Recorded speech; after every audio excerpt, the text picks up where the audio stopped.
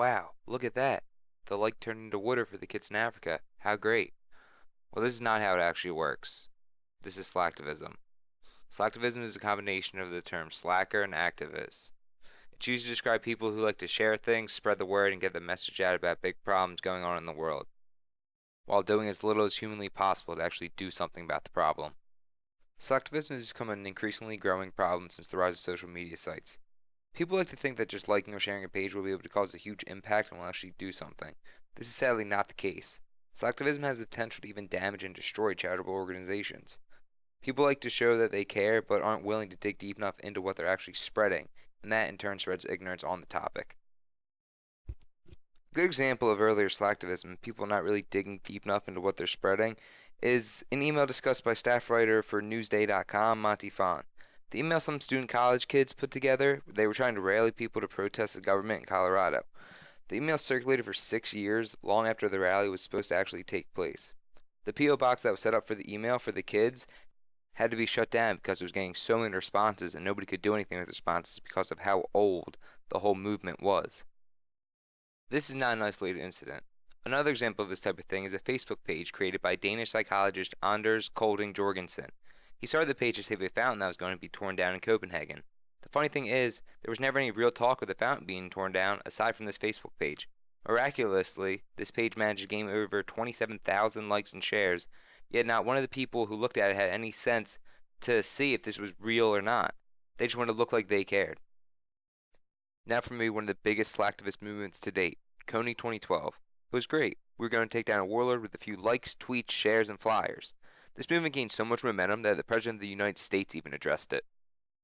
And when the Lord's Resistance Army, led by Joseph Kony, continued its atrocities in Central Africa, I ordered a small number of American advisors to help Uganda and its neighbors pursue the LRA. But with all this, not much really came from the Kony 2012 movement. Yes, it managed to raise awareness, but Joseph Kony is still at large, and mostly everyone has simply forgotten about it. I'm sure people do have good intentions with everything they do on these social media sites, but those clicks really won't do much to influence something happening halfway around the world. Perry Chiaramonte, author of the article Slacktivists, Changing the World with Likes, Clicks, and Tweets, may have a slightly different view on slacktivists. Chiaramonte says, and I quote, "Slacktivists are not useless because by raising global awareness, they do contribute in a small way." He may have a point. The more people that know about these things, the better, right? Well, Evgeny Morozov, author of The Net Delusion, The Dark Side of Internet Freedom, sees things a bit differently. He discusses the diminishing return to raising awareness and how we have to convert that awareness to action. He goes on to talk about the Saving the Children in Africa organization. This organization has 1.7 million followers, yet sadly has only raised about $12,000. This is how slacktivism can really do harm. People see that this charity has over 1.7 million followers, so they think that it must be getting enough in donations, so they themselves don't actually have to donate. Sadly, this is becoming a reoccurring trend in most charities. UNICEF even spoke out against this with some of their ads. मेरा नाम रहीम, मैं 10 साल का हूँ। मैं यहाँ अपने छोटे भाई के साथ रहता हूँ। कभी कभी मैं डरता हूँ कि मैं बीमार हो जाऊँगा जैसे अब मैं हो गई थी। फिर मेरे भाई को कौन संभालेगा? लेकिन मुझे लगता है सब कुछ ठीक हो जाएगा। आज यूनिसेफ सीरिया के पास 1,77,000 लाइक्स फेसबुक पे। नामुमकिन नहीं है समर तक 2 लाख हो जाए, फिर सब कुछ ठीक हो जाएगा।